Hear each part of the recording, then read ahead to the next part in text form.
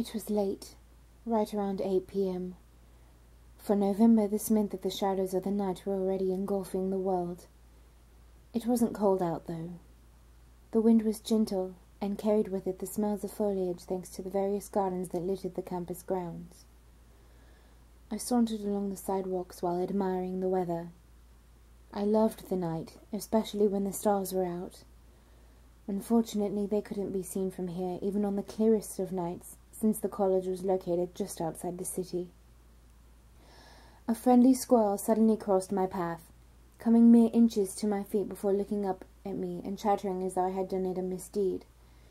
It didn't appear frightened at all, so in a sudden motion I stomped at it. The creature, rather than skittering off, lay flat on the ground. I felt that I could possibly kneel down and pick up the creature had I wanted to. However, I had been attending this campus for months, and knew from experience that the little thing would run off just short of contact. So instead, I continued on my way. I had a destination in mind and could not be delayed any longer. Just ahead, along the outer edge of campus, was the only women's restroom left open at this hour. The campus itself usually shuts down early on Fridays, so I was lucky there was at least one left unlocked, especially considering I had an hour's drive home ahead of me. Quite honestly, I didn't feel like stopping at a gas station for such a purpose this late in the day. Turning the last building, I finally arrived at the lonely structure. It could have served as a concrete outhouse in my opinion, but then again I have no knowledge of such things.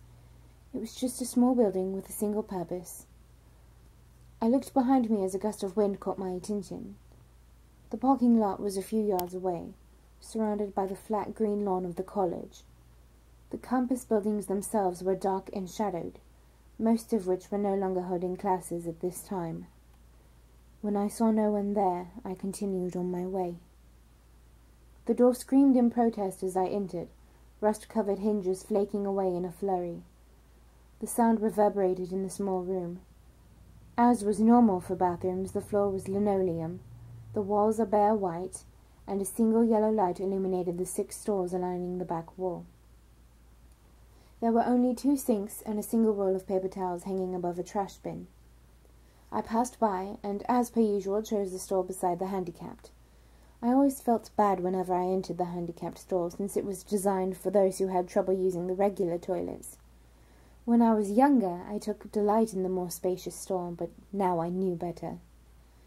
Regardless of popular belief, women's restrooms don't exactly smell better than the men's room.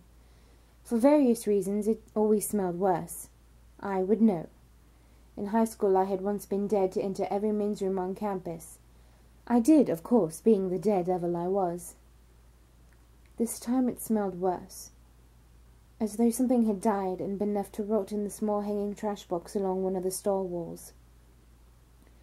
Knowing the sorts of things that would have normally been thrown in there, I didn't feel the urge to investigate, and set my mind to finishing my business. It wasn't until I was finished that I heard it. A slight gasping sound, as though someone with asthma was in the stall beside me. Not having heard anyone else enter the restroom, I did the immature thing and looked. I leaned forward and tilted my head until I could see under the wall to my left, allowing me to peer into the 4 stalls beside mine.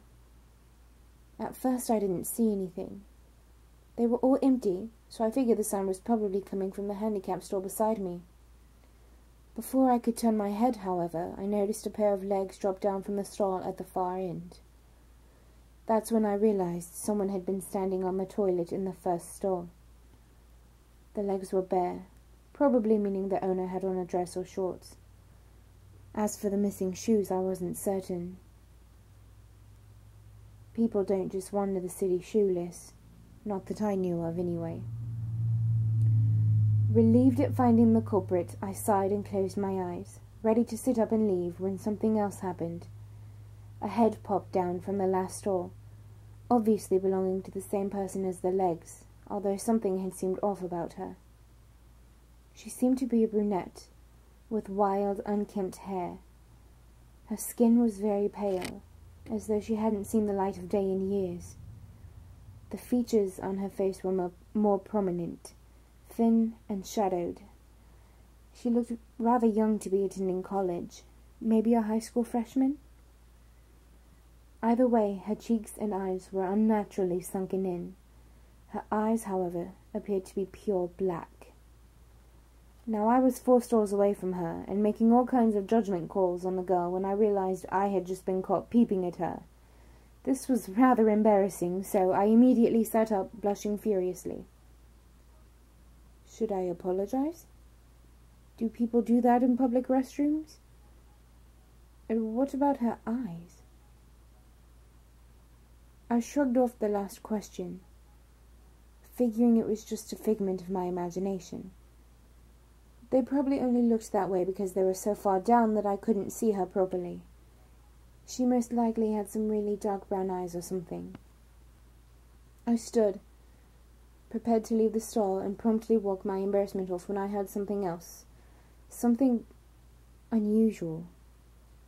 It was a shuffling sound, as though someone was sliding under the stall walls. The hairs on the back of my neck stood on end as I realized how strange this situation had become. Why would she be climbing under the stalls? Was she autistic and lost? That certainly would explain her appearance.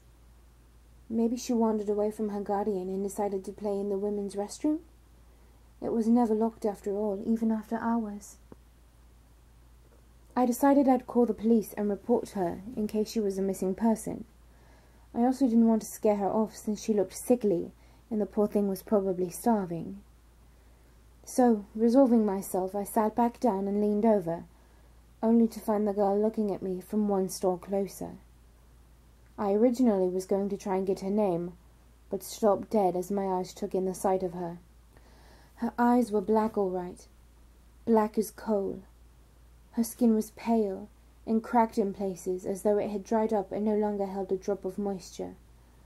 Her throat, which I didn't notice before, had what looked like a slit along it, with some sort of dried, darkened residue along the edges. However, I couldn't make out the rest of her, since it was only her head peeping out from under the stall. I could not identify the rest, but at that point, I didn't want to. This thing wasn't human. Fear gripped me as I sat up. My nerves were put on edge, and my breath had begun to quicken. I'd felt as though my heart would pound right out of my chest. If I'd tried to run out of the bathroom, I would have had to run past that thing. I closed my eyes as images of it leaping upon me and tearing me to shreds started to fill my head. How could I get past it? I don't know how long I sat there, panicking, but I did notice when it started moving again.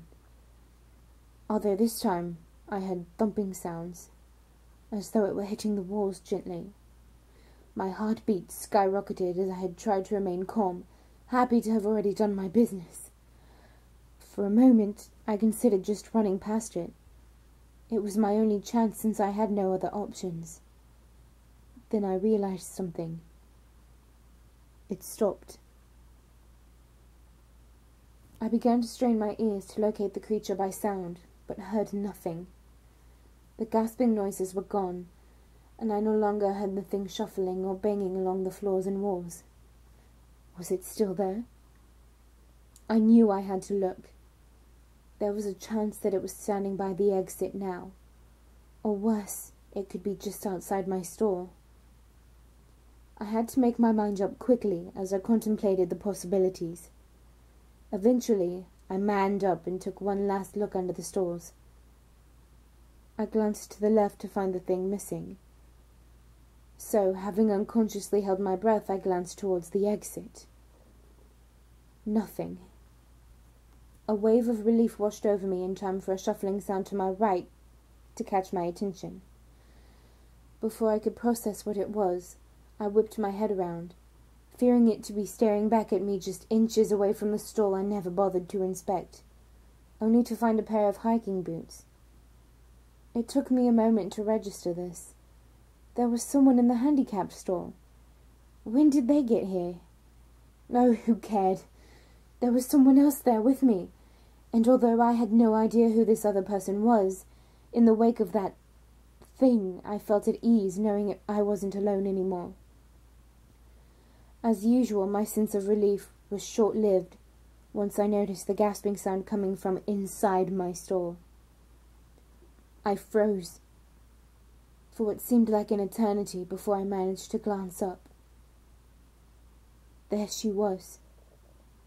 A blast of fetid air washed over me, much stronger than the original stench from before.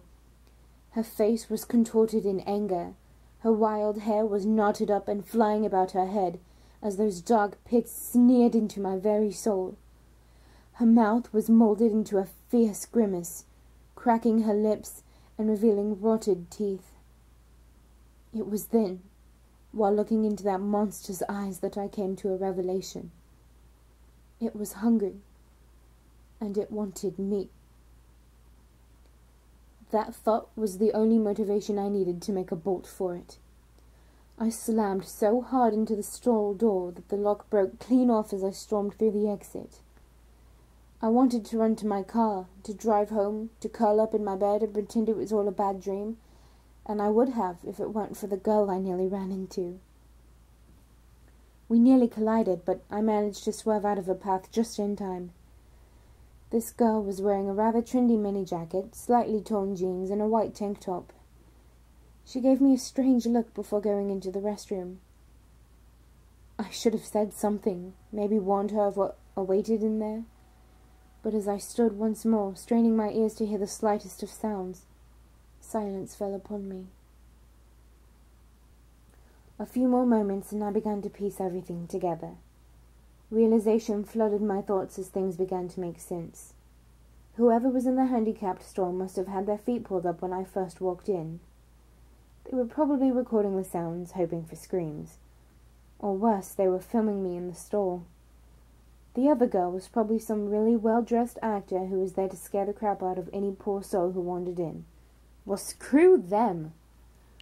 I turned on my heels and hurried to my car, cell already out. I informed the police of the dirtbag who had been filming me in the stores. I knew that filming anyone in the bathroom, prank or no, was illegal. They said they'd look into it, and I was able to drive home, worry-free. Oh, how I regretted that. The next day I arrived on campus, only to find it locked down and swarming with cop cars and officers. A girl had been murdered in the women's restroom last night. Estimated time of death, 8:34 p.m. It was the girl I had run into. Apparently, there had been a series of murders in the city. A man had been spotted on some of the sites leaving the women's restrooms where the girls were found. He would apparently wait in the handicapped stalls until the girls headed for the sink to wash their hands. Then he would come out from behind them and slit their throats. Whatever that thing was in the bathroom, it had saved me.